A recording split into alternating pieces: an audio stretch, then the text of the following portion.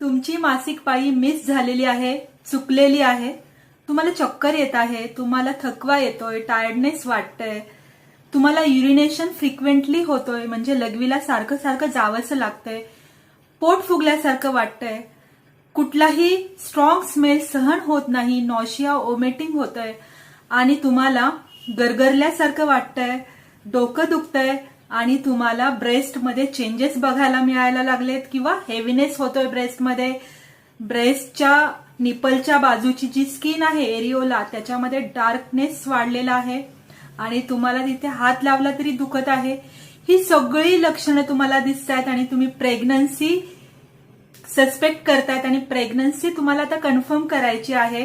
तर pregnancy confirm करण्यासाठी आपण घरच्या घरी साध्या सोप्या पद्धतीने अगदी 3 मिनिटांमध्ये कशा प्रकारे अचूक निदान येण्यासाठी गर्भधारणेची तपासणी करू शकतो.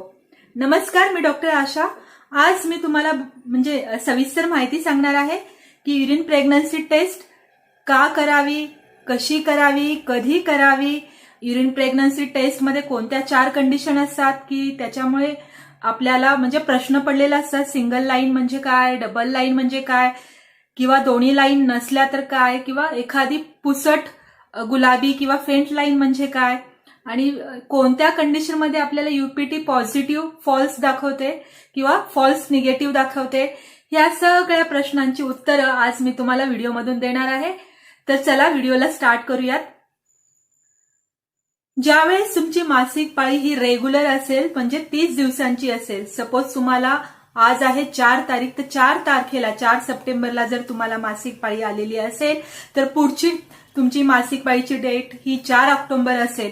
जर 4 ऑक्टोबरला तुमची मासिक पाळी आली नाही तर तुम्ही 5 तारखेला तुमची युरिन प्रेग्नन्सी टेस्ट करू शकता. म्हणजे तुमची मासिक पाळी जर मिस झाली त्याच्या 1 किंवा 2 दिवसांनी तुम्ही युरिन प्रेग्नन्सी टेस्ट करू शकता.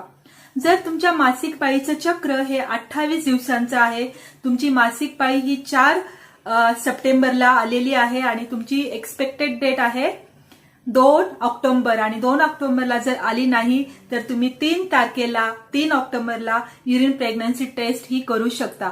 आता ज्या स्त्रियांची मासिक पाळीची जी लेंथ आहे किंवा ती छोटी असेल, शॉर्ट असेल, तर त्यांनी मासिक पाळी चुकण्याच्या आधी जरी टेस्ट केली तरी त्यांची टेस्ट ही पॉझिटिव्ह येऊ शकते. पण काही स्त्रियांना पीसीओडी असतं किंवा इरेग्युलर अनियमित मेन्सेस असतात, तर त्यावेळेस काय करायला हवं? ज्यावेळेस तुम्ही जर फर्टाईल डेज मध्ये किंवा अनप्रोटेक्टेड सेक्स केला असेल, इंटरकोर्स केला असेल, तर तुम्ही इंटरकोर्स केल्यानंतर ती 21 दिवसांनी तुम्ही गर्भधारणेची तपासणी करू शकता. म्हणजे 3 आठवड्यानंतर तुम्ही प्रेग्नन्सी टेस्ट करू शकता. आता प्रेग्नन्सी टेस्ट करत असताना त्याच्या मागचं रिझन का, कारण ते युरिनमध्येच का करावं? ब्लडमध्ये करतो हे पण आपल्याला माहिती आहे, पण युरिनमध्ये ही टेस्ट करत असताना याच्या मागे सायंटिफिक गोष्टी कोणत्या आहेत, म्हणजे काय घडतं त्यामुळे युरिनमध्ये ही टेस्ट पॉझिटिव्ह येते? ज्यावेळेस आपला गर्भ फर्टिलायझेशन होतं, म्हणजे स्पर्मचं आणि अंड्याचं एकचं मिलन होऊन तिथे फर्टिलायझेशन होऊन गर्भ ज्यावेळेस गर्भनलिकेतून बाहेर येतो, म्हणजे 5 दिवसांचा जो गर्भ असतो तो 6व्या-7व्या दिवशी गर्भाशयामध्ये येतो आणि गर्भाशयाच्या भिंतीमध्ये रुजला जातो इम्प्लांट. त्यावेळेस गर्भ इम्प्लांट होतो, रुजला जातो, त्यावेळेस प्लासेंटाची वाढ होत असताना एक हार्मोन तयार होतो, त्याला बीटा एचसीजी हार्मोन असं म्हटलं जातं.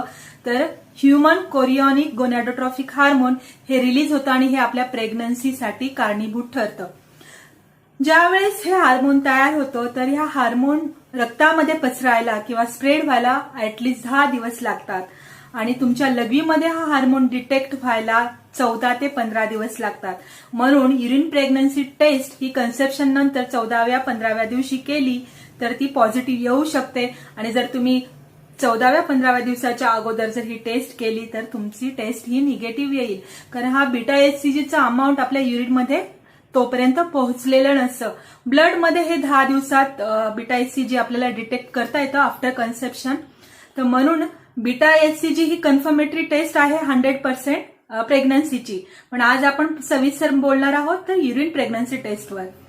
आता ह्या युरिन प्रेग्नन्सी टेस्ट करत असताना महिलांनी कोणती काळजी घ्यायला पाहिजे? एक तर त्यांनी ती किट ब्रँडेड आणायला पाहिजे. 55 रुपयापासून ते 100 रुपयापर्यंत ह्या किट आपल्याला इझिली मार्केटमध्ये विदाऊट प्रिस्क्रिप्शन बघायला मिळतात किंवा म्हणजे आपण घेतो. ज्यावेळेस तुम्ही किट परचेस करता त्यावेळेस तुम्ही त्याची एक्सपायरी डेट बघा, कुठे डॅमेज झालेला आहे का बघा. आणि किट आणल्यानंतर आता आपण युरिन प्रेग्नन्सी टेस्ट कशी करायची ती बघूयात. ज्यावेळेस तुमची मासिक पाळीची डेट ही मिस झालेली आहे आणि 1 किंवा 2 दिवस झालेले आहेत तर तुम्ही सकाळच्या अर्ली इन द मॉर्निंग, सकाळच्या पहाटेच्या जी आपली फर्स्ट युरिन असते त्या युरिनमधून आपल्याला ही चाचणी करायची आहे. त्या किटमध्ये एक ड्रॉपर असतं, एक स्ट्रीप असते. तर ह्या ड्रॉपरच्या साह्याने आपल्याला ही टेस्ट करायची आहे युरिनच्या माध्यमातून. तर कसं करायचं आहे आपल्याला सकाळचं युरिन घ्यायचं आहे एखाद्या डबीमध्ये किंवा कंटेनरमध्ये आणि ते युरिन घेतल्यानंतर आपल्याला ड्रॉपरच्या साह्याने 2 ते 3 ड्रॉप घ्यायचे आहेत त्या ड्रॉपरमध्ये. ज्यावेळेस तुम्ही स्ट्रीप ओपन करता तर तुम्हाला एक रेक्टँग्युलर स्ट्रीप बघायला मिळते आणि त्यामध्ये 2 विंडोज असतात. एक गोलाकार विंडो असते आणि एक रेक्टँग्युलर म्हणजे आयताकृती विंडो असते. ह्या गोलाकार विंडोमध्ये आपल्याला 2 ते 3 ड्रॉप युरिनचे लघवीचे टाकायचे आहेत आणि ही स्ट्रीप हळूच बाजूला सरकून ठेवायची आहे. तिला हलवायची नाही किंवा तिला म्हणजे तिच्याबरोबर म्हणजे काही करायचं नाही, तिला व्यवस्थित हँडल करायचं आहे. तर ज्यावेळेस तुम्ही 2 ते 3 मिनिटं थांबता तर आपल्याला जी रेक्टँग्युलर विंडो आहे त्याच्यामध्ये आपल्याला रिझल्ट बघायला मिळतो. तर रेक्टँग्युलर विंडोच्या शेजारी 2 लेटर बघायला मिळतात, एक सी लेटर आणि एक टी लेटर. सी म्हणजे की कंट्रोल आणि टी म्हणजे की तुमची टेस्ट काय येणार आहे, पॉझिटिव्ह येणार आहे का निगेटिव्ह येणार आहे. ज्यावेळेस तुम्ही युरिनचे ड्रॉप टाकलेले आहेत आणि 3 मिनिटं तुमची होऊन गेलेली आहेत, जर सी लेटरच्या समोर एक लाईन आली असेल आणि टी लेटरच्या समोर एकही लाईन आली नसेल तर तिथे प्रेग्नन्सी नाही, तुम्ही प्रेग्नेंट नाही आहात. दुसरी कंडिशन अशी होते की सी लेटर समोर एक डार्क पिंक लाईन आलेली आहे, टी लेटर समोर एक डार्क पिंक लाईन आलेली आहे, म्हणजे 2 पिंक लाईन आलेल्या आहेत तर ती प्रेग्नन्सी पॉझिटिव्ह आहे. म्हणजे तुमची युरिन प्रेग्नन्सी टेस्ट ही पॉझिटिव्ह आलेली आहे, तुम्ही प्रेग्नेंट आहात, तिथे प्रेग्नन्सी आहे. तिसरी कंडिशन अशी होते की एकही लाईन येत नाही, सी समोर पण लाईन येत नाही आणि टी समोर पण लाईन येत नाही. तर त्याची कारणं की तुमची किट ही फॉल्टी असू शकते, एक्सपायर झालेली असू शकते किंवा तुम्ही जे मेथड आहे म्हणजे युरिन कलेक्शन किंवा युरिन टाकण्याची प्रोसिजर ड्रॉपरने किंवा तुम्ही चुकीच्या पद्धतीने जर ते किट वापरलं असेल तरीही त्याच्यामध्ये इरर हा दाखवू शकतो. चौथी कंडिशन अशी आहे की सी समोर लाईन आलेली आहे डार्क पिंक, पण टी समोर अगदी पुसट फेंट म्हणजे हलकीशी लाईन आलेली आहे पिंक कलरची, गुलाबी कलरची. तर याचं महत्व काय? ज्यावेळेस ही पुसट हलकी लाईन येते त्यावेळेस आपल्याला प्रेग्नन्सी आहे की नाही अशी शंका निर्माण होते आणि आपण काळजीत पडतो की बाबा प्रेग्नन्सी आहे का नाही का काय झालंय. तर अशा वेळेस टेन्शन न घेता म्हणजे ह्याच्या मागे कोणत्या कंडिशन असतात. एक तर तुम्ही खूप लवकर प्रेग्नन्सी टेस्ट केली असेल, घाई केली असेल, अर्ली प्रेग्नन्सी असेल तर अशी पुसट लाईन येऊ शकते. जर डिलेड ओव्ह्युलेशन असेल आणि तुम्ही लवकर घाईघाईत जर प्रेग्नन्सी कन्फर्म करण्याची किंवा चेक करण्याची घाई केली असेल तर ही पुसट लाईन येऊ शकते. दुसरी कंडिशन आहे की तुमची प्रेग्नन्सी राहिली पण ती योग्यरित्या वाढली नाही आणि ती तिथेच म्हणजे नष्ट झाली तर मिसकॅरेजमध्ये सुद्धा बीटा HCG हे सिक्रीट होतं पण गर्भ न वाढल्यामुळे ते रक्तामध्ये किंवा ब्लडमध्ये म्हणजे युरिनमध्ये जास्त प्रमाणात तयार होत नाही, म्हणून आपल्याला ही पुसट लाईन दिसू शकते मिसकॅरेजमध्ये. तिसरी कंडिशन म्हणजे की एक्टोपिक प्रेग्नन्सी. आता एक्टोपिक प्रेग्नन्सी म्हणजे काय? ज्यावेळेस तुमचा गर्भ हा गर्भाशयाच्या बाहेर ग्रो होतो किंवा वाढतो त्याला आपण एक्टोपिक प्रेग्नन्सी म्हणतो. कधी ओव्हरीमध्ये, कधी गर्भाशयाची जी नलिका असते फॅलोपियन ट्यूब त्याच्यामध्ये सुद्धा ही प्रेग्नन्सी वाढू शकते आणि ती धोकादायक होऊ शकते. चौथी कंडिशन म्हणजे की ज्यावेळेस तुम्ही युरिन प्रेग्नन्सी टेस्ट करता आणि ती किट तुम्हाला लाईन आली नाही म्हणून तुम्ही तशीच सोडून देता आणि अर्ध्या 1 तासाने जर ती टेस्ट परत चेक करून बघता तर तिथे एक पुसट अशी लाईन दिसते, त्याला इव्हॅपोरेशन लाईन असं म्हणतात. तर ती एक रिॲक्शन झालेली असते, तिथे तुमची प्रेग्नन्सी निगेटिव्ह असू शकते. आता आपण बघूयात की ही पुसट लाईन आलेली आहे, तरी कन्फर्म करण्यासाठी आणखी काय करता येईल. जर आपल्याला वाटत असेल की नाही बाबा मला खरंच प्रेग्नन्सी आहे, पुसट लाईन आलेली आहे, मला चेक करायचं की मला प्रेग्नन्सी आहे, तर अशा वेळेस तुम्ही सरळ गायनेकोलॉजिस्टकडे जाऊ शकता. ब्लडमध्ये बीटा सिरम बीटा HCG ही नावाची टेस्ट असते, ती 100% कन्फर्मेटरी असते. त्याच्यामध्ये तुम्ही ही तपासणी करू शकता.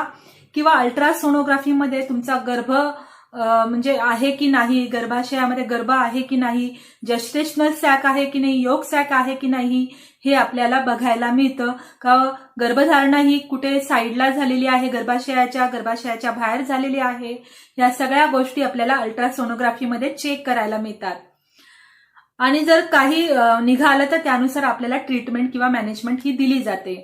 आता आपण अशा कंडिशन बघूयात की ज्याच्यामध्ये की तुमची प्रेग्नन्सी नाही आहे पण तुमची टेस्ट ही पॉझिटिव्ह दाखवते, की तुम्ही प्रेग्नेंट नाही आहात, तुम्हाला प्रेग्नन्सी नाही तरी तुमची टेस्ट ही पॉझिटिव्ह दाखवली जाते.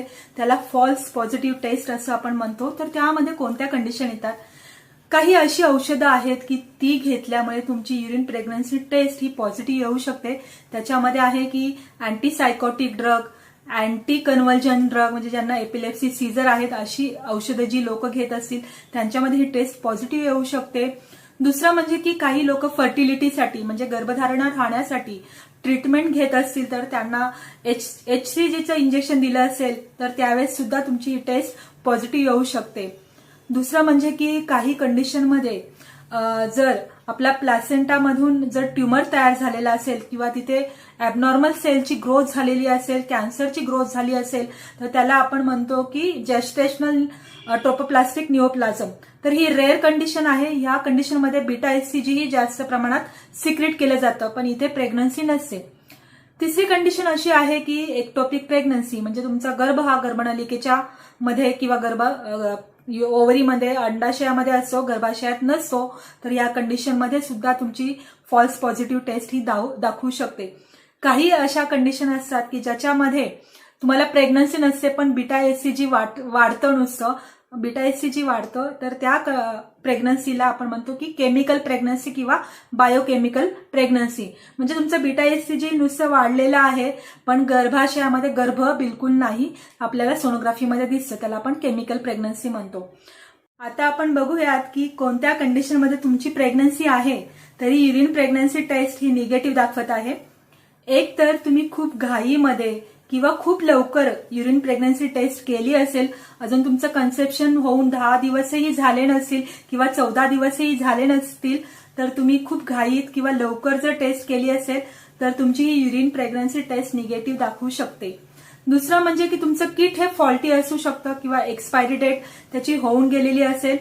तिसरं म्हणजे की तुम्ही तुमच्या मासिक पाळीची डेट तुम्हाला माहिती नसेल, इरेग्युलर अनियमित मेन्सेस असतील तर असा प्रॉब्लेम येऊ शकतो, कारण तुम्हाला ओव्युलेशन कधी झालेलं आहे, कधी कधी डिलेट कन्सेप्शन असतं, मध्ये आपल्याला कळत नाही की नेमकं कन्सेप्शन कधी झालेलं आहे किंवा कधी इम्प्लांट झालेला आहे, त्यामुळे आपल्याला ही युरिन प्रेग्नन्सी टेस्ट निगेटिव्ह दाखवू शकते.